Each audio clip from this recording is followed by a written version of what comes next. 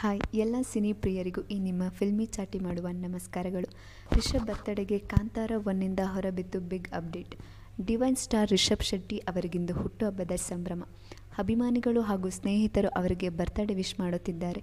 ಈ ವಿಶೇಷ ದಿನದಂದು ಕಾಂತಾರ ಒನ್ ಕಡೆಯಿಂದ ಬಿಗ್ ಅಪ್ಡೇಟ್ ಹೊರಬಿದ್ದಿದೆ.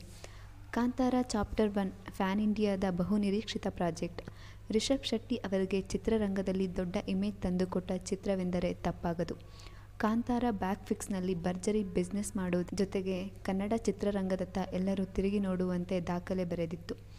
ಕಾಂತಾರ ಚಾಪ್ಟರ್ 1 ಅನೌನ್ಸ್ ಆದ ದಿನದಿಂದಲೇ ಭಾರೀ ಹೈಪ್ ಕ್ರಿಯೇಟ್ ಮಾಡಿದೆ. ಅದಕ್ಕೆ ತಕ್ಕಂತೆ ಚಿತ್ರರಂಗ ಕೂಡ ಪೋಸ್ಟರ್ ಮೂಲಕ ನಿರೀಕ್ಷೆಯನ್ನು ಮತ್ತಷ್ಟು ಹೆಚ್ಚಿಸುತ್ತಲೇ ಬಂದಿದೆ.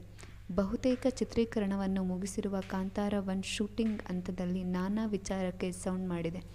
ಕೆಲವೊಂದು ಅವಘಡ ಸಂಭವಿಸಿದ ಕಾರಣ ಕಾಂತಾರ 1 ಅಂದುಕೊಂಡ ದಿನ ಬರುವುದು ಕಷ್ಟವೆನ್ನುವ ಮಾತುಗಳು ಕೇಳಿಬಂದಿತ್ತು.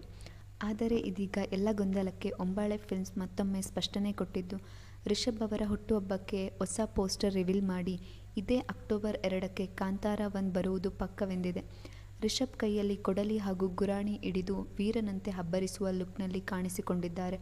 ಉದ್ದ ಕೂದಲು ಗಡ್ಡವನ್ನು ಬಿಟ್ಟಿರುವ ರಿಷಬ್ ಅವರು ಕಾಂತಾರ 1 ಲುಕ್ ಸೋಷಿಯಲ್ ಮೀಡಿಯಾದಲ್ಲಿ ಸಖತ್ ದಂತಕಥೆಯ ಮುನ್ನುಡಿ, ಆ ನುಡಿಗೊಂದು ಪರಿಚಯ, ಮನದಾಳದ ಕಥೆಗೆ ಮತ್ತೊಮ್ಮೆ ಸ್ವಾಗತ ಎಂದು ಚಿತ್ರತಂಡ ಪೋಸ್ಟರ್ ರಿಲೀಸ್ ಮಾಡಿದೆ.